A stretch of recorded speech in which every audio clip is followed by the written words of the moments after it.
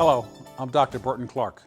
Welcome to this presentation on the American fire culture and its need for gene therapy. Take a look at our firefighter friend there. He's got over thousands of dollars worth of safety equipment on, and yet for some reason he thinks it's okay to stand there in that smoke without his SCBA regulator fastened. Why is that? That's kind of what we're going to try to figure out in this next hour or so. A little caveat before we get started.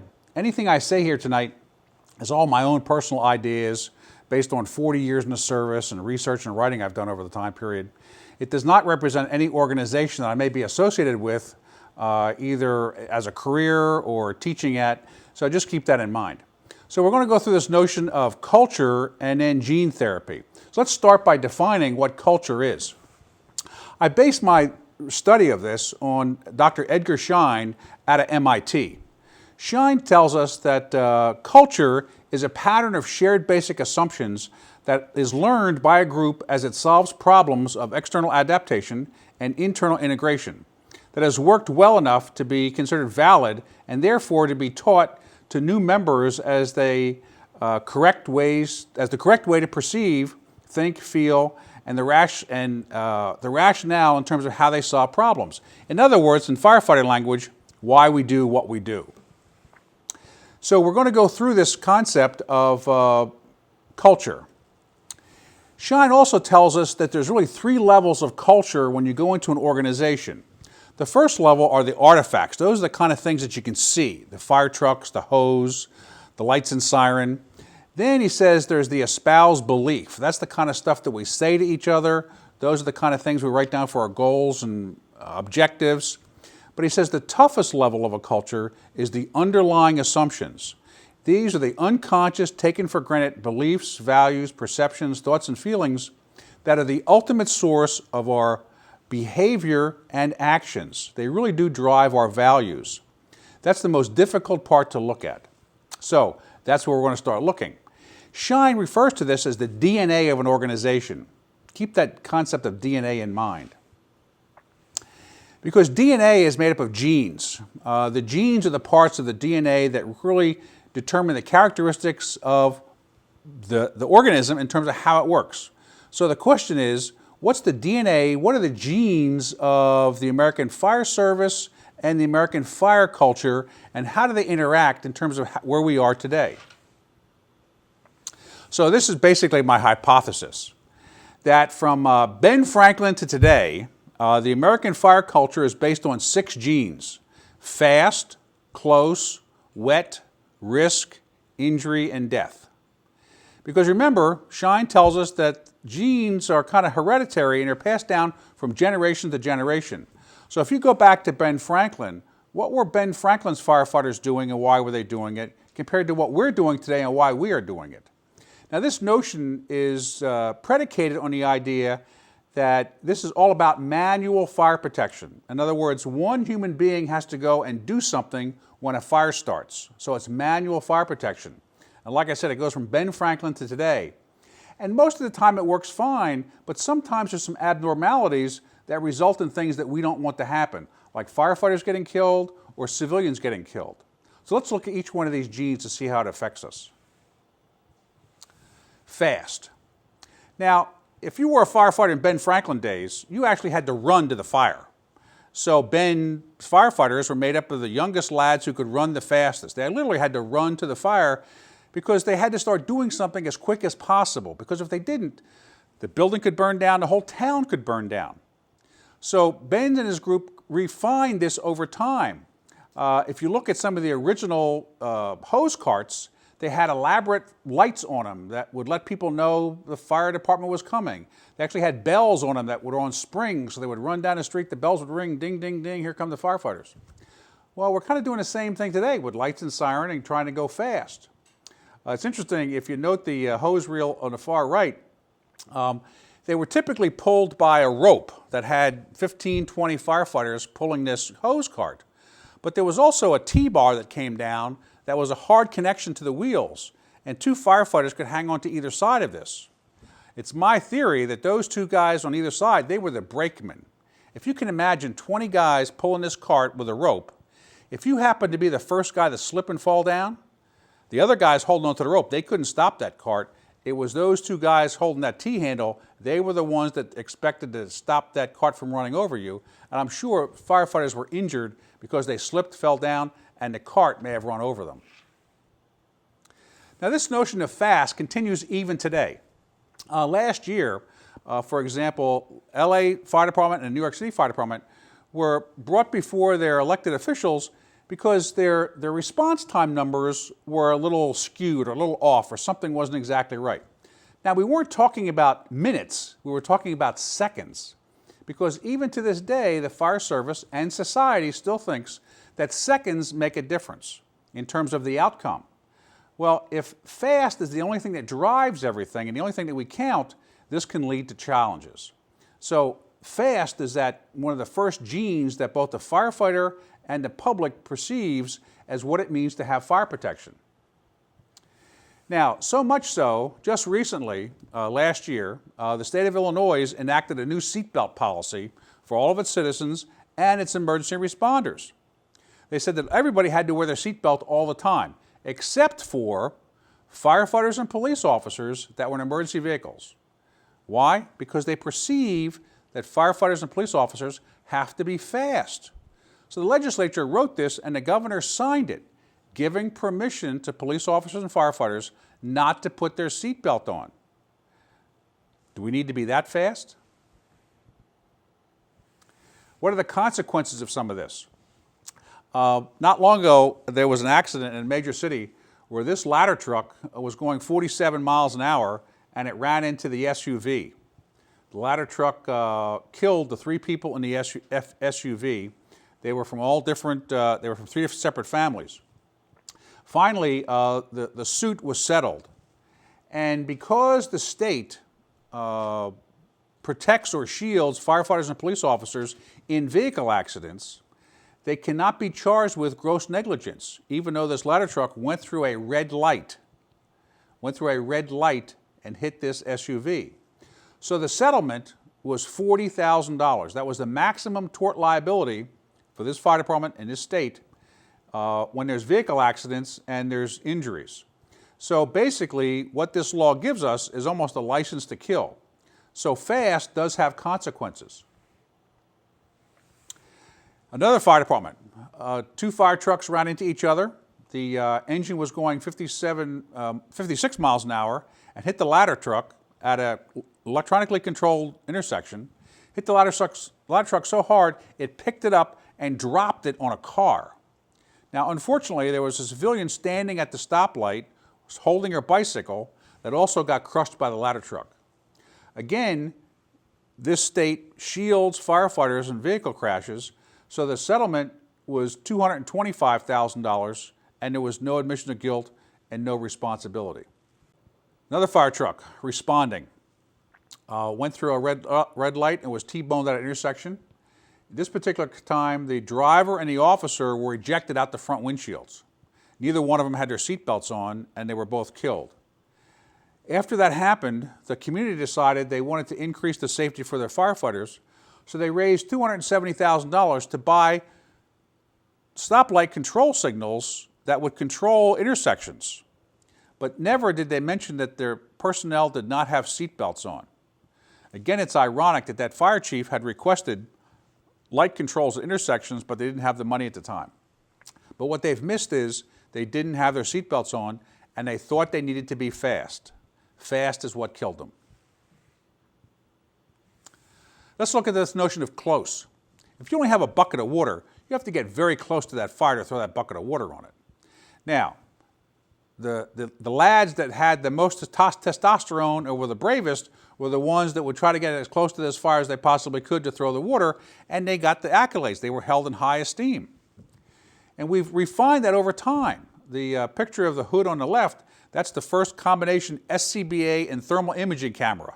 Now, I know it's not exactly like today, but the advertisement for that says, helps you see through smoke, helps you breathe in smoke.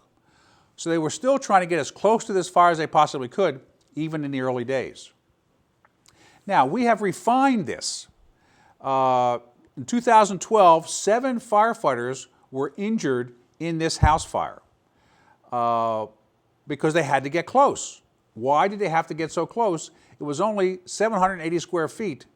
It was a vacant building, locked up, and yet 7 firefighters were in this building trying to get close. We've been working on a technology to do this for a long time. No, that's not a picture of me. We've been trying to refine our gear for years to let us get into these ideal environments and get as close to the fire as possible. One of these pictures could be me, but we've become better and better at the equipment to allow us to get closer and closer. What are we trying to achieve? You can see in 2012, firefighters were injured. This is one of their regulators in terms of how it was melted, it was so hot. In 2011, we killed a firefighter, and that's his face mask after he was recovered. So the question is, how close do we want to get? The big technological advance we're trying to work on now is to increase the melting temperature of the plastic in our facepiece, because the present melting temperature is 536 degrees Fahrenheit. How close do we want to get? A friend of mine was conducting a tabletop exercise, and so the building fire kept getting bigger and bigger in the building, and more fire trucks would show up, and they'd put more and more firefighters in this building. Finally, the instructor picked up the fire truck and put the fire truck in the building, and everybody said, no, don't do that. The fire truck is too expensive. But we're still willing to put firefighters in the building. Let's talk about wet for a minute. In Ben Franklin's times, if the community did not have a good water supply, keeping the town from burning down was a challenge. So water was an important component in Ben's formula to keep the fire from spreading throughout town. So if you're in a big city, you have large water mains running through your town, 24, 36, 3 feet, 4 feet, 5 foot water mains trying to bring water through town. Now the question is that water for drinking? No, that water is for fire protection. Actually, in the early 1900s, there was a journal called Fire and Water. It was about fire departments and water departments to increase the amount of water that could be flowed to keep fires from spreading throughout communities. So the notion of wet has always been with us. In 2012, we still have large large fires where large amounts of water are used. In this particular incident, 2 firefighters were killed 29 minutes after the fire was declared under control because they were inspecting a building and the wall collapsed on them and 2 firefighters died. Unfortunately, when people think wet, they see big red fire trucks, not little tiny sprinkler heads.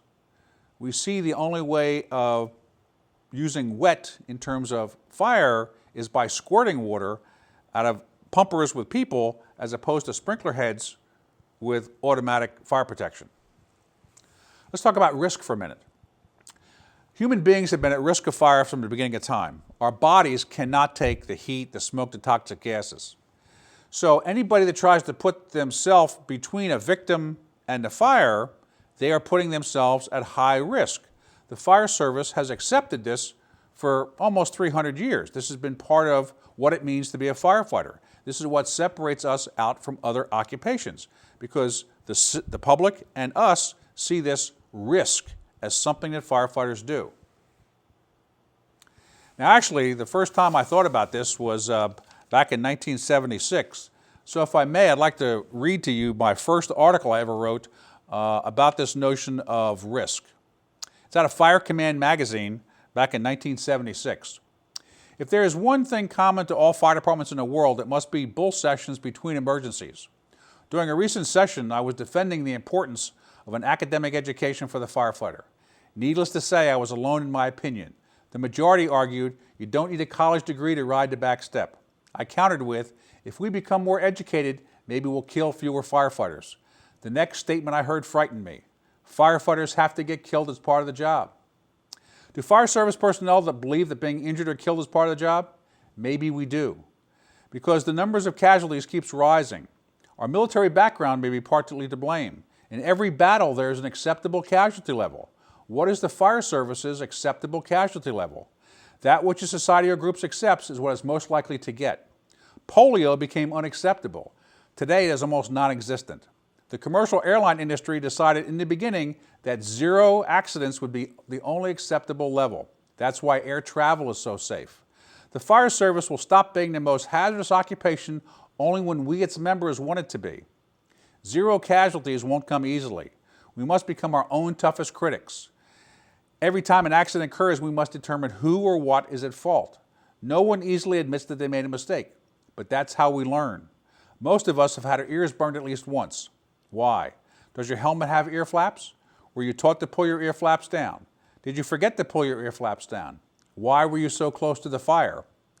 Firefighters get burned. It's part of the job. If your answer is the last one, your ears will get burned again. Whether it's your ears getting burned or another firefighter getting killed, it is someone or something's fault, not just part of the job. I know what some readers of this column will be thinking. If you can't take it, Clark, you should get out of the service. This attitude is one reason we're number 1 in hazardous occupations. As a member of the new breed, that's when I was young, I think 0 casualties is the only acceptable level. This idea evolved during a bull session. Maybe my whole theory is bull. I hope not. Risk-taking has been with us for a long time. In 1893, Hiram was driving engine 12. A vegetable cart came out of an alley. He pulled his wagon. The wheel hit the curb. He was ejected and run over and killed. 2000, the same fire department, the lieutenant on truck 24 was T-boned at an intersection. He was ejected out the windshield and he was killed. In 2007, Bill Grant was in truck 51. They were T-boned by a school bus, and Bill was ejected and crushed by his fire truck. The notion of risk is kind of invisible to us. It's there, we see it, but we don't recognize it when it's in front of us. But the public is like this too. Can you imagine when the wrestling team took second place, they decided how neat it would be to put the whole wrestling team on top of the ladder truck without seatbelts and drive them around town in a celebration? No one saw the risk that they were putting their children at by riding around on the top of a fire truck. So the notion of risk is there, and it's invisible to us and in many cases the citizens. Our slogan today is risk a lot to save a lot, risk a little to save a little, risk nothing to save nothing. Unfortunately, we do not have a common definition for any of those constructs. What do we mean when we say risk? What do we mean when we say a lot? What do we mean when we say a little? What do we mean when we say nothing? Everybody gets to make up their own definition to those words, which actually means it's no help whatsoever. Let's look at injury. If you remember that house fire we had earlier where 7 firefighters were injured, the local congressperson decided that they wanted to recognize and honor the 7 injured firefighters. The fire chief actually tried to get this stopped because 7 firefighters getting injured means something went wrong. This is not something we want to honor. But the fire chief couldn't do this. So the House of Representatives Speaker got up and said, "Mr. Speaker, I rise today to pay tribute to the fire department and to firefighters across the country who are committed every day to keep our community safe by putting their own lives at risk." They think we are supposed to put our lives at risk. They each have made the ultimate contribution, personal sacrifice. This is the contribution that people think that we are supposed to make. Unfortunately, 7 of us got injured. Something went wrong when 7 people get injured. It's not heroic to get injured. It's not just politicians, it's also the manufacturers. 4 firefighters were injured in this single-family dwelling fire. That was a vacant house. And afterwards, the manufacturers of their safety gear decided that they would give them a recognition on the Capitol steps.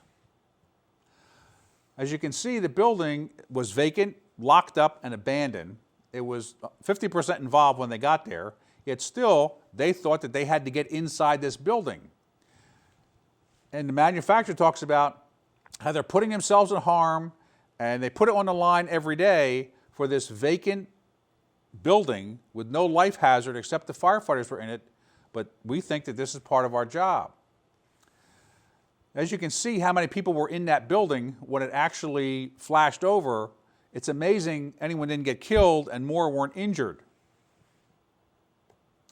They all tried to get out the front door because they had not taken the bars off the windows. So they created their own danger zone because they thought they were doing the right thing. Now finally, death. Firefighters have been killed for a long time. This is a very emotional topic. The community feels this loss when one of us gets killed, and they want to support us, so they come out and support when one of their firefighters is killed. We've been doing this for a long time. We've all heard Croker's statement from FDNY in 1908. Firemen are going to get killed. When they join the department, they face that fact. When a man becomes a fireman, his greatest act of bravery has been accomplished. What he does after that is all in the line of work. They were not thinking of getting killed when they went to where the death lurked. They went there to put the fire out and got killed. Firemen do not regard themselves as heroes because they do what the business requires. This perpetuates the notion that it's okay for firefighters to get killed. Let's look at this notion of line of duty death. Every firefighter fatality is referred to as a line of duty death. But even soldiers, all soldiers' deaths are not killed in action. They have a complete line of different categories in terms of soldiers being killed. The majority of firefighter line of duty deaths received from Congress their $320,000 survivor benefits. This again continues that notion that when a firefighter is killed, this is part of the culture and it gives tacit approval that this is kind of okay. Take, for example, this case. The engine ran into the ladder truck. The officer and driver were ejected. The officer died. The spouse of the officer tried to sue the fire department because the driver had been disciplined before for not enforcing their seatbelt policy, and that particular day, none of the people in the engine had their seatbelts on. So the spouse and the lawyers thought that this was grounds. But when it got to the Supreme Court stated that there was immunity from negligence provision in that she could not bring suit because her husband would have been eligible for workman's comp. So again, the way we've got things structured, we don't even hold each other accountable for our behavior with each other. And it kind of gives us permission to kill each other. Chief Alan Brunacini said this in 2008. I think it's pretty provocative, but I think it needs to be read. When the fire kills us, our department typically conducts a huge ritualistic funeral ceremony, engraves our name on the honor wall, and makes us an eternal hero. Every LODD gets the same terminal ritual, regardless if the firefighters was taking an appropriate risk to protect a savable life or was recreationally freelancing in a clearly defensive place. A fire chief would commit instant occupational suicide by saying that the reason everyone is here today in their dress blues is because the dearly departed failed to follow the fire department's safety plan. Genuine bravery and terminal stupidity both get the same eulogy. Our younger firefighters are motivated and inspired to attack even harder by the ceremonialization of our battleground deaths. Chief Brunacini said that after he retired. The only change I would make in that is that when a firefighter dies, they weren't being stupid. It was their DNA, it were their genes that was driving that behavior. When we are faced with a decision to follow our rules and regulations or our basic genes of fast, close, wet, risk, injury, and death, genes will trump rules and regulations every time. Now, there is some research to back this up. Researchers at the College of Public Health at the University of Georgia looked at 189 reports from NIOSH that included 213 LODDs that had over 1,100 recommendations to try to figure out what were the higher order causes, and they broke it down into 4 areas: under-resourcing, inadequate preparation, incomplete adaptation of incident command, and suboptimal readiness. In other words, we're out of weight and overweight and out of shape. But what's important, I think, is the next concept that they bring to this. They say, Operating with too few resources, compromising certain roles and functions, and skipping or shortchanging operational steps and safeguards, and relying on extreme individual efforts and heroics may reflect the cultural paradigm of firefighting. Moreover, this tolerance of risk may be reinforced both externally and internally through the positive public image of firefighters and firefighting, and internally through the fire service's own traditions and member socialization. Remember, we pass our DNA, we pass our genes down generation after generation from Ben Franklin to today. So, our culture, based on these 6 genes, fast, close, wet, risk, injury, and death, how that translates into our behavior: too few resources, compromising roles and functions, skipping steps and safeguards, extreme efforts and heroics, and a high tolerance of risk. Now that we know what the problem is, now we have to come up with some kind of therapy. So the only way to change culture is to change behavior. You must change behaviors one behavior at a time. So again, Shine gives us a model in terms of how to do this. Shine says the first step is the unfreezing process. We have to agree that what we're doing now is not correct and needs to change. We need to question our behavior and the results we're getting. Then we need to go through the psychological process called cognitive restructuring, where we say being injured and killed is not part of the job. Being fast at all costs is not part of the job. Taking risk at all costs is not part of the job. And then we need to change the behavior in terms of how those things kind of get us into situations that results in deaths and injuries. Then we need to refreeze the new behavior, like wearing your seatbelt. The behavior must be formed 100% right 100% of the time, and it must be reinforced by everyone on the fire truck and the department. It must become the new norm.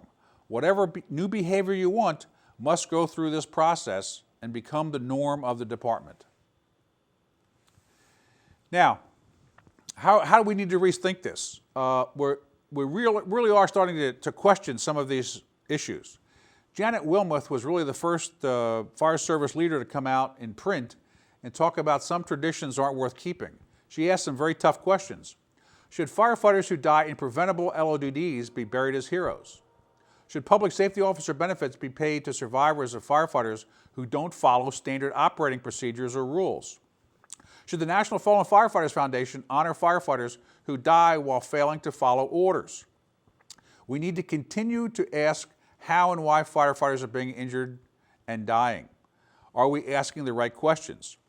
This is the first step in the unfreezing process. Now, we're still behaving in the same kind of way: fast, close, wet, risk, injury, and death. In 2012, 9 people were killed in a house fire on the left-hand side, upper left-hand corner. This house could be seen from the ramp of the fire station. Yet before the firefighters got there, 9 people were dead. There were no working smoke alarms in that home. The home on the right, no one was home, but there were no sprinklers. So consequently, the house was almost totally destroyed. And finally, the lower left-hand side, this firefighter was killed responding to a garage fire in his personal vehicle at a high rate of speed, no seatbelt. He had just completed firefighter 1. We know that smoke alarms save lives. We also know that almost 2/3 of the homes where people die do not have working smoke alarms. So one of the first questions you have to ask yourself is, do all the smoke alarms work in your community right now? And if not, what are you doing to try to fix it? We also know that sprinklers save buildings and save people's lives.